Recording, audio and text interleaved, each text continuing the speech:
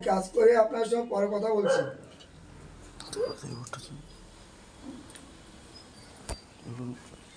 আচ্ছা, দুধ পুকুরে দুধ হ্যাঁ ওই তো দুধ ঘর ব্যাপার আছে। হ্যাঁ চুল দিয়ে দুধ আর সরে আসতে হবে, বাচ্চাটাকে সরে আসতে হবে। এখানে মামা সরায় মামা মাথা এখানে আচ্ছা, একটু তেল হলুদ ওই চুলে দিতে হবে, ওখানে চুলটা ধরো। আর একজন এও কই, একজন এও তো দিতে হবে। ও বৌমা তো পারবে না। চুলটা ধরো, আমি দেবো করতে হবে, হ্যাঁ খোলো একটুখানি বের করো,